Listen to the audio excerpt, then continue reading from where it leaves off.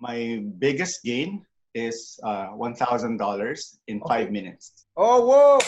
in the car. Percent, did you remember the percentage of that?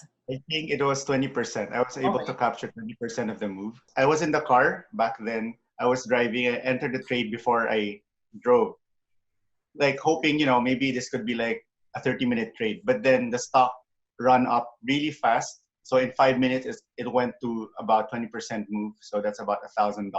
I really parked, and then I gave my wife like, hey, babe, watch this stock. And then I parked like in the middle of Mandaluyong just to exit over there.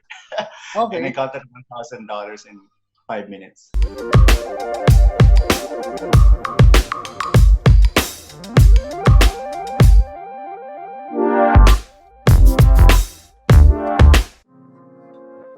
Hey guys, we're in for another special trading video. We have Eucel Maximo. He's been investing for more than 2.5 years. But what's interesting about his story, we talked a lot now with Filipino traders trading the Filipino markets, and we also have foreign traders trading foreign markets. But we don't have a lot of Filipino traders trading foreign markets, and that's what we're gonna drill in. So, Eucel, how are you first? Hi, Marvin. I'm good. Glad to be in this call. Okay, first question. What led you into investing in the stock market? Did you graduate from finance background? Did you take economics? What led you into all of this? Actually, my background is business economics, so I kind of know it at the back of my mind. But then I haven't really started trying or exploring it until like 2.5 years ago. So yeah, but primarily the reason why I started trading is because I wanted to have financial independence. So by financial independence, what I wanted to happen is even if my boss fires me, or even if there's like fortuitous situation in the economy or whatever, or I lose my job, I can still take care of myself because I have a skill set. And I think trading is one of those skill sets where it's very especially if you're profitable, it's very easy to take money out of the market, but it's also easy to lose. But if you develop and hone that skill, then it's also for yourself. So you said that you graduated with something related to economics, no? So you still dabble dabble into that. You follow economic trends, or not so much anymore? Not so much. So basically, economics, the help of what I learned in school is more of knowing the terms. Knowing the terms is not enough. You really have to be in the action of the market to fully understand it. Majority of Filipinos based in the Philippines start with foreign markets and Philippine markets, and eventually go to the foreign markets. You started trading US markets first. Why? I actually started with the Philippine market for about 2 weeks. But the problem with that, since I'm not an investor, I'm more of a trader. For me, the 1% to 2% moves in the Philippine stock market was too slow for me. So I wanted more action. I wanted more volatility. So I started looking around. I saw that in the US markets, daily, there are 200% moves sometimes. On a regular day, there's a 70% move. So in my mind, it's more of like, if I can only get 5% of that 70% move in the foreign market, then if I can do that consistently daily, then that's good. That's already beating mutual funds, which can just get you, at the best 10% per annum. So if I can do 5% per day, then that's good already. And in the US stock market, their systems are very advanced. So here in the Philippines, you can only go long. So when you go long, it means you can just buy and then sell at a higher price. But in the US market, you can actually short the market, where you can sell first and then buy. So that gives a lot of flexibility. And even in the execution, in US markets, there are actually advanced order types like trailing stop losses, market orders, stuff like that. So that's why I was in the US stock market. One of the things that's so evident in US markets versus the Philippines, not just the volatility but volume. So volume is very, very big in US markets compared to the Philippine markets. And I like what you said, no, 5%. Guys, yung hindi nyo alam, yung 5% niya with a capital of 50 million pesos at 5%, that's very, very big daily. So that's why sabi ko sa inyo, sobrang yaman Sobrang yaman niya. Anyway, I'll continue with this now.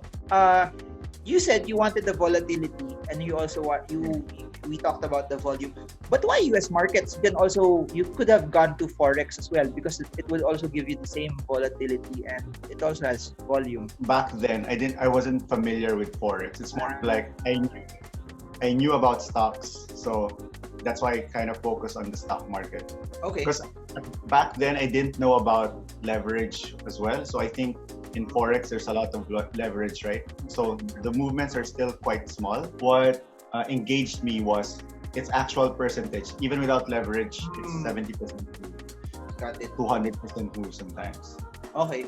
That being said, I'm sure a lot of people in the comment section would want to know, in terms of gains, what was your most memorable gain? Then after that, I'll follow it up also. What's your most memorable loss also? Because the reason why I'm asking that is so that people don't get so excited that when they always think stock market malaki gains, but they also have to realize that when you trade and invest, there's always the flip side where there's the ability to make a lot of money, but there's also the ability to lose a lot of money as well. That's why it's never get rich quick. People need to love the process, because it's the process that will make you money also later on.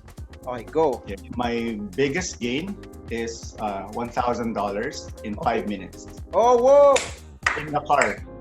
Percent? Did you remember the percentage of that? I think it was 20%. I was able to capture 20% of the move. I was in the car back then. I was driving. I entered the trade before I drove, like hoping, maybe this could be like a 30-minute trade. But then the stock ran up really fast. So in 5 minutes, it went to about 20% move. So that's about $1,000. I really parked, and then I gave my wife like, babe, watch this stock, and then I parked like in the middle of Mandaluyong just to exit earlier. Okay. And I got that $1,000 in 5 minutes. You sold because it hit something? It hit a sell signal? Or parang kinabahan ka na kaya napabenta ka? I was nervous. If I moved that 20%, it could go down as fast as well, because I was just day trading. So the next question people would ask, did it go up further, or did it go down? Up further.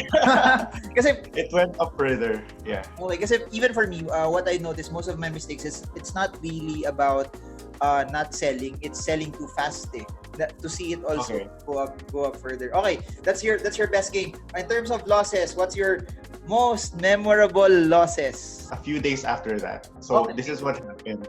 Because I was in the high of that gain, I was overconfident in the next few days.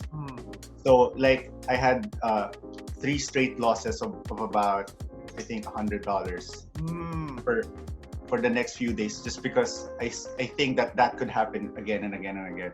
But then not all stocks are the same, So, and you have to really cut your losses. And don't be too greedy, because I think I got too greedy. After that point, when I saw the potential that it could go up that high, I was expecting all of the stocks could go that high.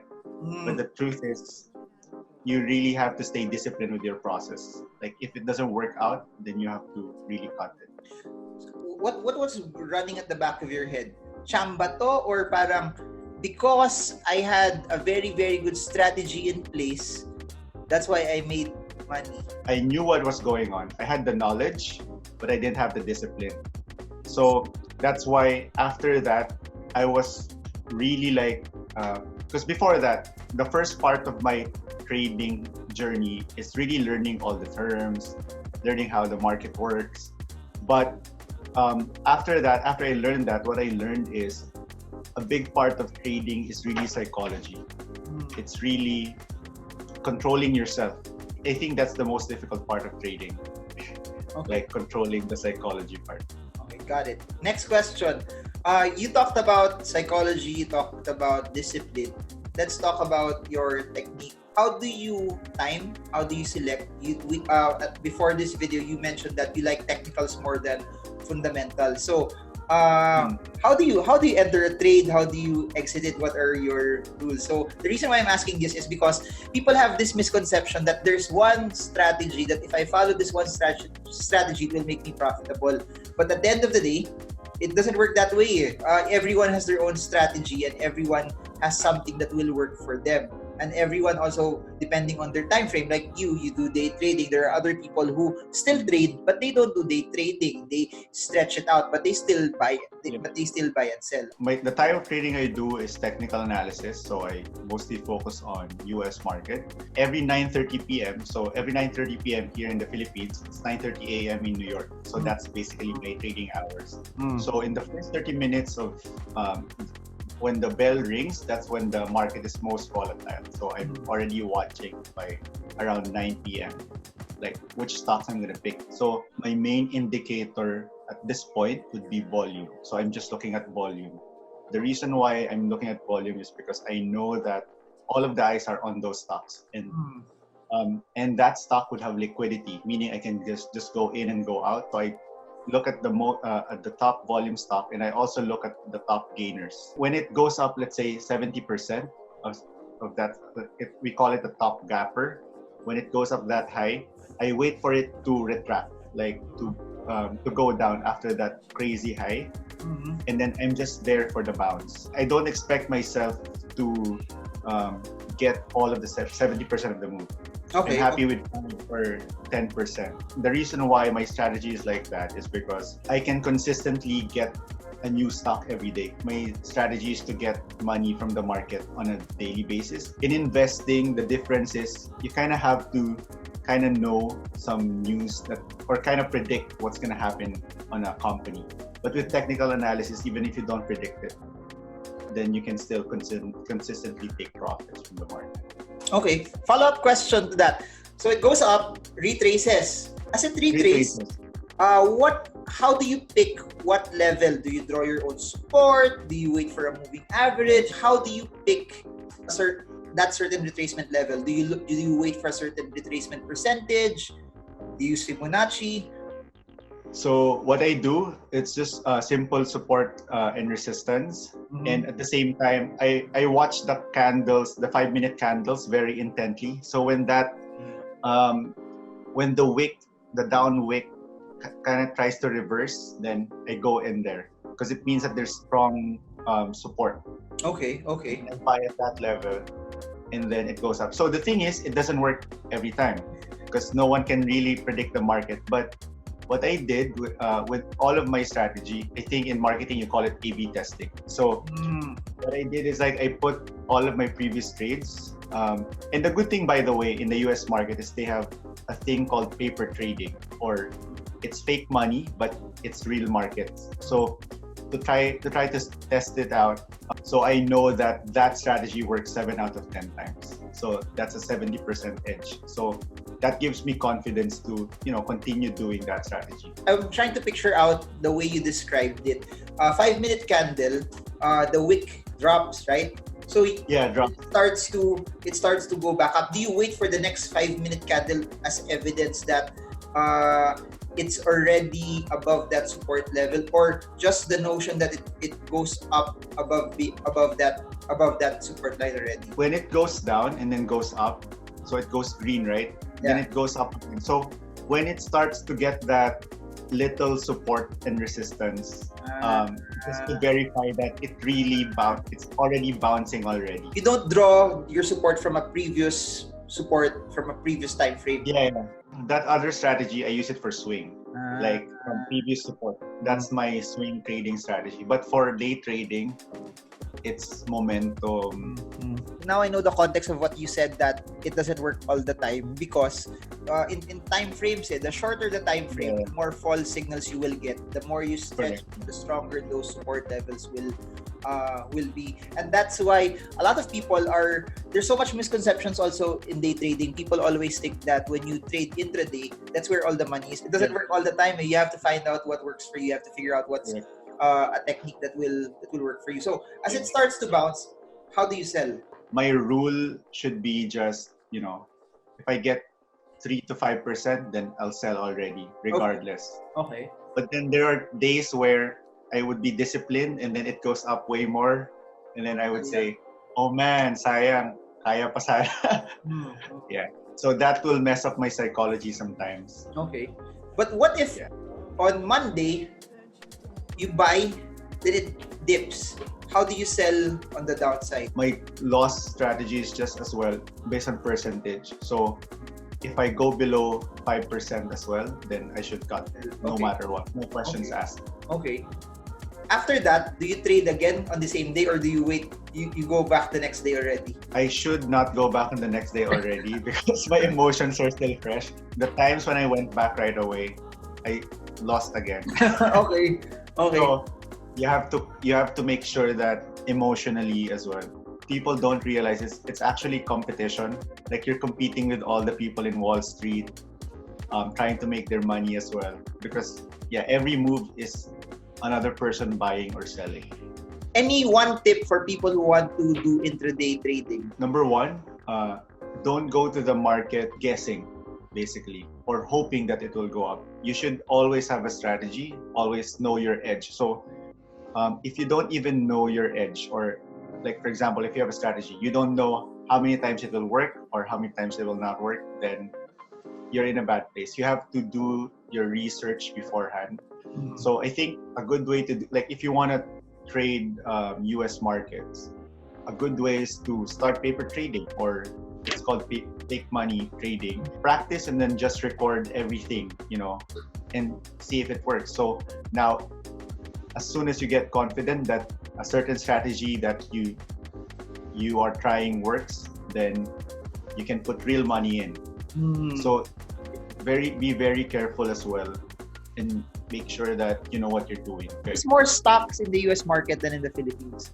So your basic way for screening is just the volume. And is there any other layer of screening that you put into it? Right now, it's just volume and news. Because what happens is whenever there's news, volume comes up right away. It's just volume. Volume could be your main indicator in US markets. You said you also do swing trading. What's your rules and principles naman for it that makes it different from intraday buying and selling? It's really support and resistance and patience. For example, I have to wait for a long time before it goes to the support level and buy it. So number one, plot it first, put the lines there. Just patiently wait until the price comes to the support. And then patiently wait until the price goes to the resistance. Always sell at the resistance. If this is the support, do you wait for it to hit this and then buy here, or do you wait as it hits this, you start to buy already? So there's so many perspectives to that, but I just want to know your take on it. I don't buy right away because there are two things that could happen. It could go down way further or it could start bouncing. So I always try to wait for the confirmation. Okay. So, if it starts consolidating with green and red candles, then... What time frame are those candles? So for swing trading, it's different. I look at 30-minute candles and 5-minute candles. So sometimes 1 hour. So I try to look at the micro and then also try to look back. Okay. Because sometimes, for example, in the 30-minute candle, it seems like this support could just go at this point. But then if you look, at in a 1 hour candle, it could go way further. So now the risk is higher. Got it. So you wait until it starts to stabilize and then you buy it. What's your threshold? That the thing about that also is so that people who are watching get to analyze it further. If you wait longer, it goes further already from the support, so your cost becomes higher. When do you say that this is too high already for me to come into? It's bouncing, but the distance is too far. I'll just wait for another time that it comes back. What I do is, like, for example, if it starts bouncing, I always buy at the retracement. Okay. And the little retracement, because it doesn't go like straight up. Okay. Naman eh. So it goes up, down, up, down, up, down. So like when I see that kind of ladder thing going on, and then I see that the resistance is still, there's still potential profit. Usually like 3 to 5%, I'm happy with that. Then that's... Okay, so just for people who are watching, bounce from support, if the distance to the resistance is still 3 to 5%, you still go for it. Yeah. I'm gonna give two instances because you mentioned you look at news, no? And siguro what you were doing at that time, and then if you traded it, it would be nice if you could share it. Elon Musk tweeting that Tesla is expensive, overvalued. The good thing is I wasn't in on when what do you call this? When Tesla said that it was overvalued. What got me interested was when the stocks went all-time lows during the coronavirus pandemic, because I knew that their prices went halfway. With me, negative news matters more than positive news, because when there's positive news, then I can't do anything about it because people already bought. If it's a negative news and I know that the company is still solid, then that gets me excited because I know that while everyone's panicking, and I have an opportunity to enter. Okay. So it's more actionable for me, unlike a positive news where it already happened. When everyone's scared, no, it doesn't. You still buy it at the support. You don't buy it while it's breaking. Yeah. I still wait. Just 2 more questions before we put this into an end. By the way, guys, if you're learning, comment below if you have any questions, and then we'll see if we can make another video. But put your comments below if you're learning from this, and then if you want more of Eucel, put it in the comment section. I want Eucel, so we'll see how it goes. And guys, appreciate it if you could press the like button so that the YouTube algorithm shows this video to more and more people. Anyways, given that there's a lot of global uncertainty, given that we are living in something that no one predicted, no one in 2019 would have predicted that this will happen globally. What's your game plan right now? And for those who are thinking of investing, do you recommend that they still invest? Yeah, so actually this is the perfect time to invest. This is the perfect time to buy stocks because it's low. The only reason that the stocks are low right now is because people are panicking. And investors also know that people are panicking, so they're taking out all of their equities because they don't want to lose money, right? But they know that at the end of the day, those companies which went down still have tons of value. And it's really gonna bounce back. So, so this is the time to be not fearful. It's nice to talk about the earnings and markets recovering, but there are a lot of people also who lost money in the market, and there are a lot of people also that in the real business cycle, some of their business are closed down, they're not making money, or some of the employees might have lost their jobs, or their income is threatened. Any words of encouragement also for them at this time, that they don't know what could possibly happen or how things will go? Just keep on practicing, just keep on doing it. The key is to always understand why you lost and how you lost it, so that next time you don't repeat it. And then over time, you will eventually develop the skill, because trading seems easy, but it's really hard. So some traders say it's the hardest easy money, and that's quite true, because you have to be really vigilant and you have to be really skilled to do it properly and to make profits out of the market. So just keep on practicing. I think that's what I could advise. And even doctors spend 10 years to be the best doctors out there. So with trading, it's also the same. It's not gonna happen overnight. You have to keep on doing. So it's just like love, no? So kung 10 years ka nang wala pa rin love, okay lang. Doctors daw, 10 years din eh. So keep on pushing, Yeah. keep on waiting. Dadating din yan. I want to end, I said that's the last question, but I want to end with this. Do you have a target amount? This video will be in YouTube. And I ask this because babalikan natin itong video na to in the next 10, 20 years or whenever it happens. Do you have a target amount that you want to hit? When you hit this, okay na, I got my target. I got my goal in the market. $1 million. $1 million. Okay. It's the end of May 2020. $1 million for Eucel Maximo. We will get back to this. Or hopefully. me when you hit that, and then we'll do the video. We'll do another video again. $1 million video. So there. So I guess that's it. Thank you so much to everyone who joined us in this video. Thank you, Eucel Maximo, for sharing. I hope you guys got a lot from his insights on the reason why we're doing this is so that you guys can get different principles, different ideas from different people who are also trading, that from their own process, you get something from it as well. So thank you so much. And to everyone, I hope this video helps you trade well, trade strong, trade smart. See you all again soon, and God bless you all.